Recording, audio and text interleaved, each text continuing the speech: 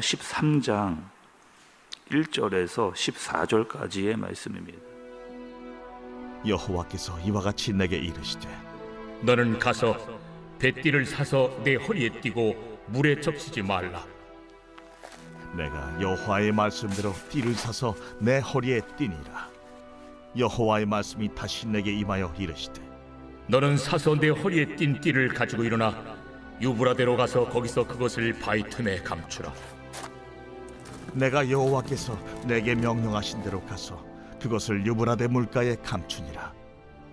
여러 날 후에 여호와께서 내게 이르시되 일어나 유브라데로 가서 내가 네게 명령하여 거기 감추게 한 띠를 가져오라. 내가 유브라데로 가서 그 감추었던 곳을 파고 띠를 가져오니 띠가 썩어서 쓸 수 없게 되었더라. 여호와의 말씀이 내게 임하니라. 이르시되 여호와께서 이와 같이 말씀하시니라. 내가 유다의 교만과 예루살렘의 큰 교만을 이같이 썩게 하리라. 이 악한 백성이 내 말 듣기를 거절하고 그 마음에 완악한 대로 행하며 다른 신들을 따라 그를 섬기며 그에게 절하니 그들이 이 띠가 쓸 수 없음같이 되리라. 띠가 사람의 허리에 속함같이 내가 이스라엘 온 집과 유다 온 집으로 내게 속하게 하여 그들로 내 백성이 되게 하며 내 이름과 명예와 영광이 되게 하려 하였으나 그들이 듣지 아니하였느니라. 그러므로 너는 이 말로 그들에게 이르기를 이스라엘의 하나님 여호와의 말씀에 모든 가죽 부대가 포도주로 차리라 하셨다 하라. 그리하면 그들이 내게 이르기를 모든 가죽 부대가 포도주로 찰 줄을 우리가 어찌 알지 못하려 하리니 너는 다시 그들에게 이르기를 여호와의 말씀에 보라, 내가 이 땅의 모든 주민과 다윗의 왕위에 앉은 왕들과 제사장들과 선지자들과 예루살렘 모든 주민으로 잔뜩 취하게 하고 또 그들로 피차 충돌하여 상하게 하되 부자 사이에도 그러하게 할 것이라. 내가 그들을 불쌍히 여기지 아니하며 사랑하지 아니하며 아끼지 아니하고 멸하리라 하셨다 하라. 여호와의 말씀이니라. 아멘. 여러분, 오늘 말씀은 1절로부터 시작이 되는데 1절을 다시 한번 여러분 좀 보겠습니다. 1절에 여호와께서 이와 같이 내게 이르시되 너는 가서 뱃띠를 사서 내 허리에 띠고 물에 적시지 말라 하시기로 이렇게 말씀을 하시면서 시작을 합니다. 여러분, 여기서 나오는 뱃띠가 나오는데 뱃띠가 가지고 있는 일단은 의미가 있거든요. 먼저는 뱃띠는요, 말 그대로 배로 짜서 만든 그런 띠를 의미하고 있습니다.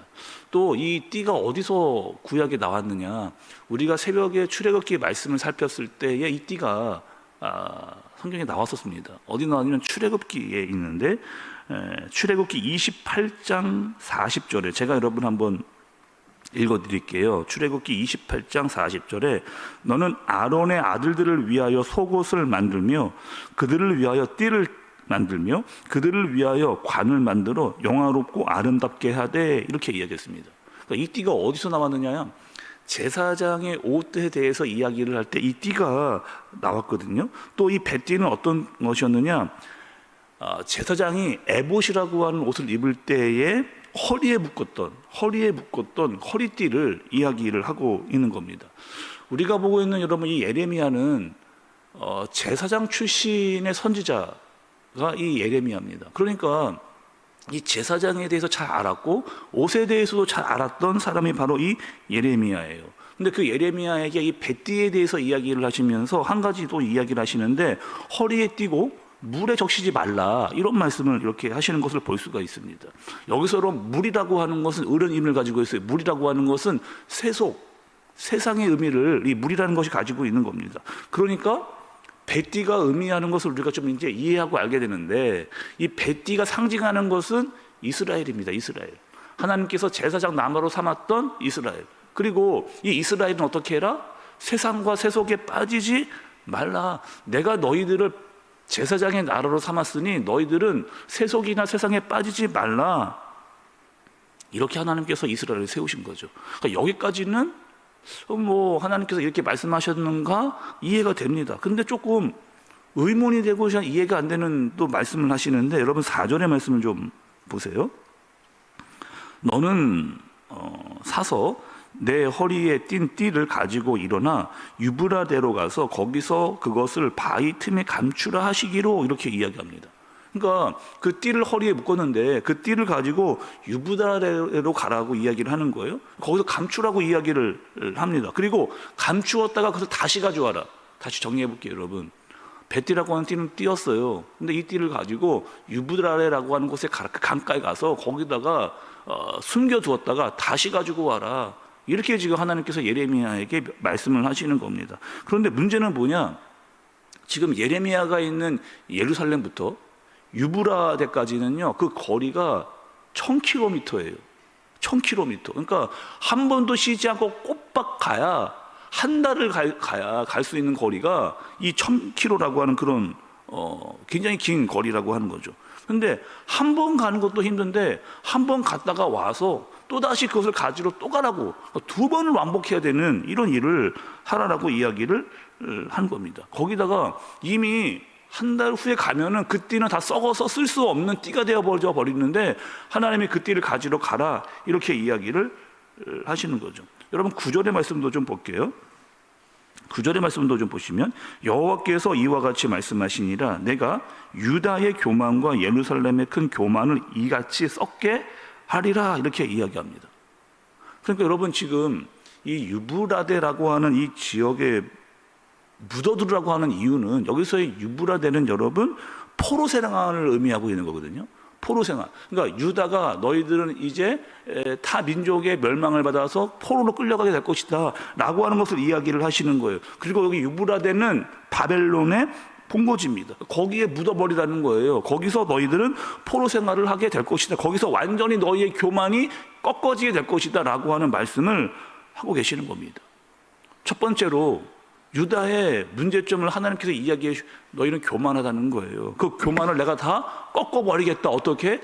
바벨론의 포로로 잡혀가게 해서 거기서 많은 고통을 당하면서 너희의 교만을 다 꺾어버리겠다라고 하나님께서 말씀을 하시는 겁니다. 또한 이 백성들이 어떠한 모습을 하고 있었느냐 10절의 말씀도 여러분 좀 보세요.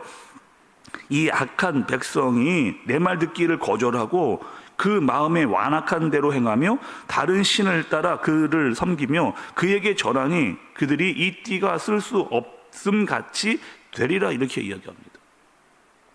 유다 백성들이요 하나님을 믿었습니다. 안 믿은 게 아니에요. 또 하나님의 말씀을 들었습니다. 안 들은 게 아닙니다.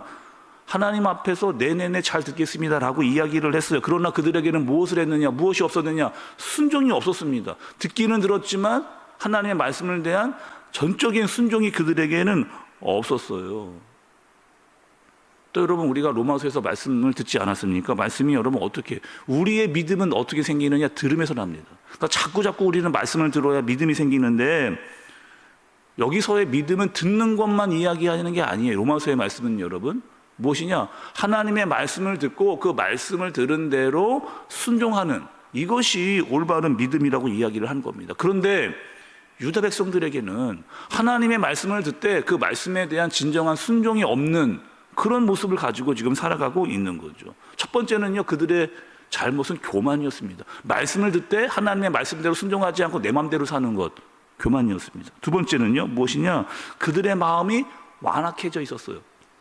우리가 여러분 계속해서 예레미야 선지자를 보면서 그 선지자의 시대상을 이야기해 주시잖아요. 하나님께서 어떻다는 거예요? 너희들은 완전히 지금 부패해져 버렸다. 왕과 귀족들은 다 자기의 배만 불렸고 거짓 선지자들은 지금 잘못된 진실을 말하면서 판을 치고 있는 그런 모습.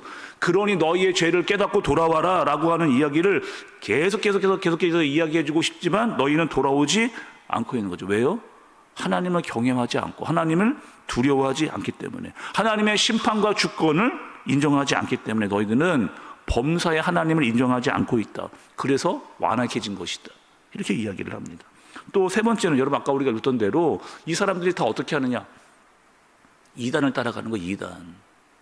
우상을 만들거나 이단에 빠져있는 그들의 모습을 이야기하시는 겁니다. 겉으로는 하나님을 믿고 있는 것 같지만 그 안에 우상이 엄청나게 들어가 있는 거예요. 그 마음 가운데 하나님을 믿는다고 이야기하면서 다른 데 가서 이단에 빠져있는 사람들이 넘쳐나게 된 겁니다. 하나님 뭐라고 이야기하시는 거예요? 너 안에 있는 그 우상과 이단으로부터 돌이키라 말씀하시는 상황을 우리가 여러 차례 말씀을 통해 들었습니다. 그러니까 지금 여러분 유다의 이런 시대상과 사람들이 그렇게 죄악으로 빠져가고 있는데 우리가 또 한 가지 살펴야 될 것이 있습니다. 그것은 무엇이냐면 오늘 말씀에 등장하는 예레미야예요. 예레미야는 여러분 어떻게 하는 겁니까? 지금 하나님께 조금 듣기에 와 이거 어떻게 감당을 해야 되는가 라고 하는 말씀을 지금 듣고 있거든요. 뱃띠를 띠고 1000km나 멀어진 거기 유브라데에 가서 너는 어떻게 하라는 거예요? 거기에다가 띠를 묻으라. 그리고 다시 그것을 가지고 와라. 이렇게 이야기. 여러분 생각을 한번 예레미야라고 이야기하지 마시고 나라고 이야기를 해보세요. 1000km나 멀리 떨어진, 그렇다고 지금 뭐 교통수단이 뭐 지금처럼 잘 돼 있지도 않은 그곳에 내가 갔다 왔다를 그렇게 완복을 하면서 그 띠를 거기다 숨기고 또 가지고 와라.